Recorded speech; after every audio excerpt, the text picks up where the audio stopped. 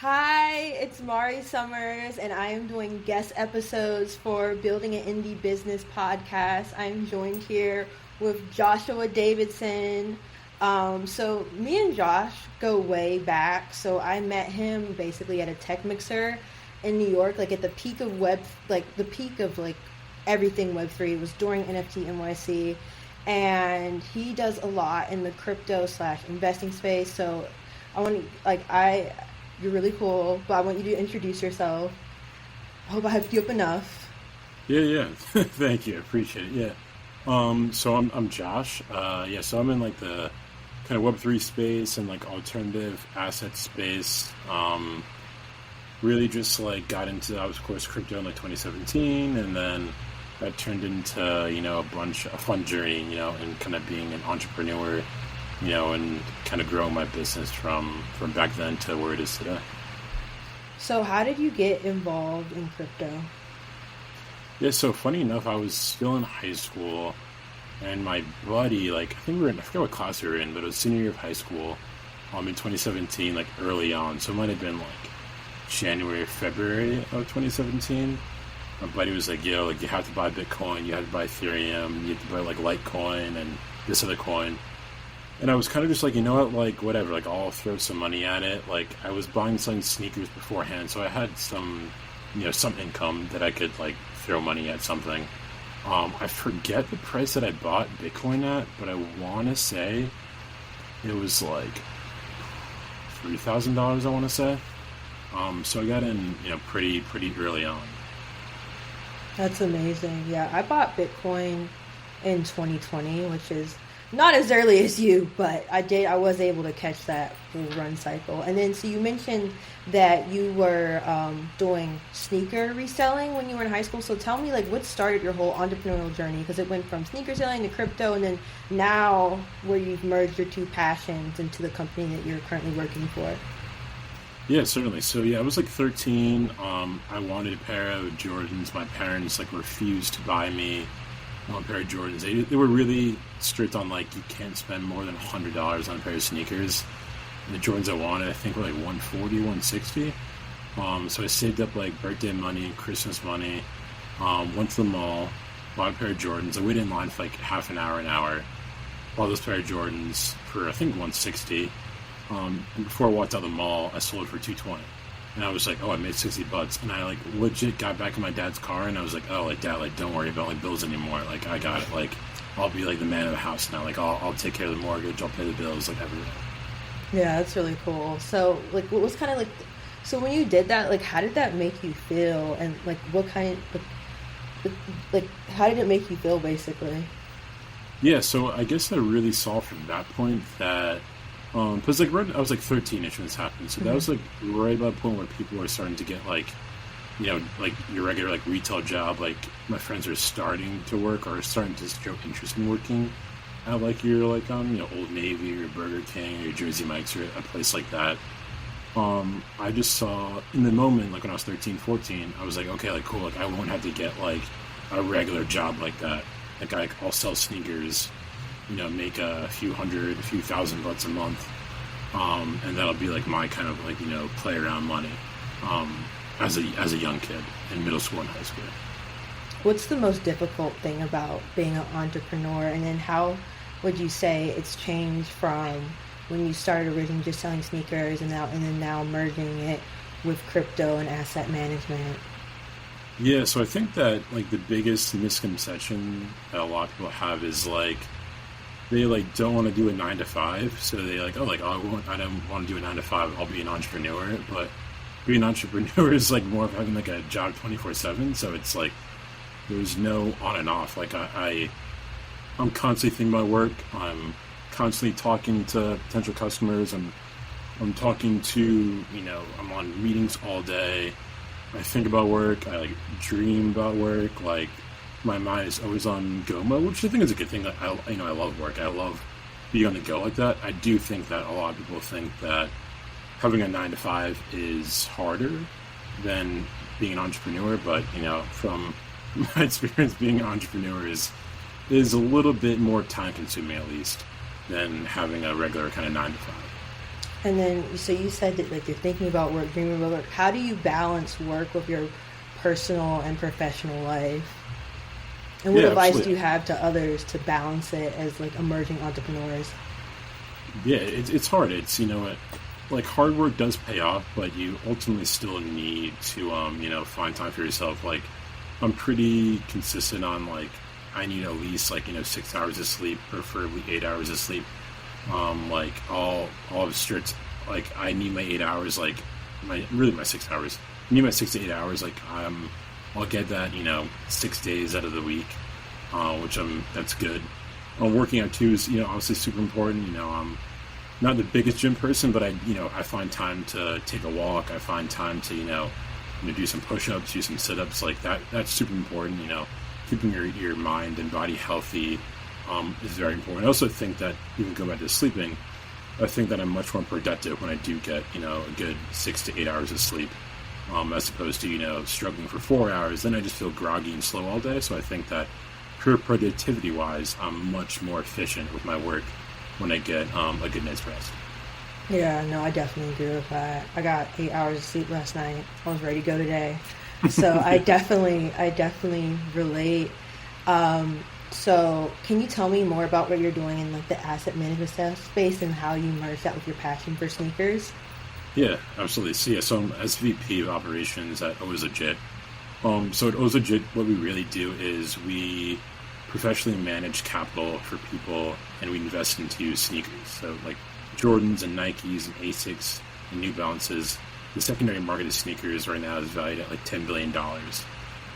So where we kind of specialize is we, take the market is super inefficient, the secondary sneaker market. So we excuse me, what we really do well is that we use AI and data really to make these, to put positions on sneakers. So we're buying, let's say sneakers for $200, and our goal is to sell it for, 240. Is really how we manage the business. It's really just using like, data. Like I think a lot of sneakerheads and sneaker resellers currently in the market, buy off a lot of like intuition, and they buy off of, oh, like, I think it's good, and I think this, and I think that. It's not a lot of data. What I realized from my sneaker selling in the past was like all this intuition that I thought I had was really backed up by the data. So like now, like my time, I used to say that always legit was 50% data and 50% culture. Now I really do think it's like more 95% data and 5% culture. Like there's obviously still some stuff that you need to be aware of, and you need to like kind of be in the market in order to know. But it's really all about data now. That's the main thing. Yeah, that's definitely very important as we move. Like we're a very data centered society, so I think it's really cool that you're using sneakers, like using data on the sneakers to drive the way that you do sales and operate your business. Um, so, do you do a similar process when it comes to doing crypto investments, or like what's kind of your thought process between like choosing what to invest in? Because you were one of the first people to have a Bored Ape. I remember when I first met you, you told me it was in the IBM commercial. So, what kind of like led you to buy a Bored Ape, and basically what helps you have informed investment decisions? Yeah, I think that, when it comes to investment decision, you also have to have a time horizon. I think is one of the biggest things that is really important. So when it comes to sneakers and crypto, like, when I buy something, I'm already thinking about the exit, where I'm going to exit this, whether that's price, a certain ROI, percentage return. It's really just comes down to your exit, and also it comes down to, how much capital can you use, what kind of capital makes sense in the market, and it also comes down to really like, like how much time do you want to spend with this too? Like, your time is money, I think, is one of the biggest things too. So if, and cutting losses, I think is cutting losses is really the biggest thing. Like with sneakers, especially, like a lot of young sneakerheads and young sneaker resellers, are like scared to take a loss, whether that means like $2 a pair, 5%, 10% loss. What I think has really separated me from other people in business is that I'm not afraid to take a loss. I'm not afraid to kind of admit when I'm wrong. I think that's allowed me to transact more, and the more transactions I have, I'm able to get a return the next time, instead of sitting on capital, and kind of sitting there with no kind of like direction as to where to go. I think is a big thing that people get wrong. Yeah, no, I really like what you said about how you're not afraid to take losses, because I feel like that's really big with entrepreneurship, is you have to be okay with failing. And like, I've had a failed business. I started a business during the pandemic, did well, did over 100 in sales, but I didn't know what I was doing, shut it down, and I was like, okay, but it's not an L because you learned something from it. So what is the things that you've learned like on taking losses? Like, what did that teach you, and how did you move forward from that event? Yeah, I think that early on in my kind of like entrepreneurship journey, I was really afraid to take a loss because I thought that it meant that I was like failing at something. And I think that once I told myself that, like failing is kind of like a lesson learned, and like if I made a bad decision, then I know what not to do in the future. I think that being afraid of failure is really like the downfall of a lot of people, whether that's even in a business currently or they don't even want to start the business because they're afraid to fail. I think a lot of people are just afraid of failure, and it holds a lot of people back, which is the sad part. I've just learned that, kind of look back on it, see like why did I make this decision? Why did it fail? Was it my fault? Was it the market? The market did something that I didn't expect it to do. Like taking every kind of L, as they would call it, as a lesson learned, and how can I improve on that in the future? Yeah, I really like that. Yeah, I think that's really important. So, because I am just a guest on the Building Indie Business podcast, my episodes are only 15 minutes, but in our next 5 minutes, we're going to do rapid fire questions. And my first one is, what's your favorite book? Favorite book, honestly, right now, it's this one right here. Never Split the Difference. This teaches you how to like negotiate, and it's in life and business and in everything. I've read this book 2 times now. I'm going to read it again. I've learned a lot from this book. So yeah, Never Split the Difference. Okay. I will have to check that one out. Yeah, I will definitely have to check that one out for negotiating deals. Not in business currently, but when it comes to negotiating deals, I will check that book out. And then my next question is, what's your favorite moment been in your whole entrepreneurship history? Honestly, my favorite moment is probably, I really do get a joy from seeing, with the whole sneaker stuff I do, and, treating sneakers as an asset class, I get a joy from, teaching people, I want to say. So, like, when people, like, I see, like, that aha moment in their head, like, oh, like, I didn't know that sneakers were an asset class, and that I could even invest in sneakers. I think, like, seeing that like, light bulb go off in their head, like, that brings me joy every call I have. Yeah, that's really cool. Oh, so you like low-key like being a teacher? A little bit. Yeah. So what was your favorite moment from NFT NYC? And can you tell me the story behind your Bored Ape Yacht Club tattoo? Yeah. So my favorite moment probably it's multiple NFT NYCs now, but I think the community overall is always the best part of it. Like, aside from like a panel or parties or whatever, I think that everyone joining together for like this like common interest in NFTs and crypto is really the most beautiful part. Also, it's like bringing people from every culture, every race, every gender. I think that's like the coolest part about it. Like, we're at the table sitting with people who are 14 years old to like 80 years old, and it's like, how are we all in the same room? And I think that really only in like crypto NFTs is where you see that table exist. No, that's really cool.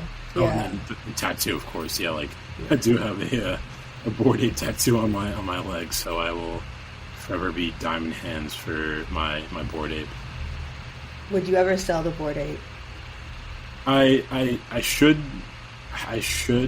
be open to selling it. I think I would give all this advice about being having an exit plan. I think that for right now that my Bored Ape will stay in my wallet for years to come. I love it.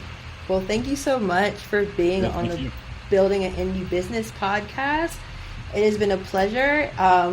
If you want to check out Josh, give everyone your Twitter and stuff and your Instagram. 10 out of 10 recommend following him. Thank you. So my Twitter is JoshD NFT. My Instagram is JoshiedNFT, so it's JOSHIED NFT. Yeah, this has been. I want to put my arms up because of the video. This has been building. Whoa! It's been building a indie business podcast with your guest host, Marty Summers. Thank you. Bye.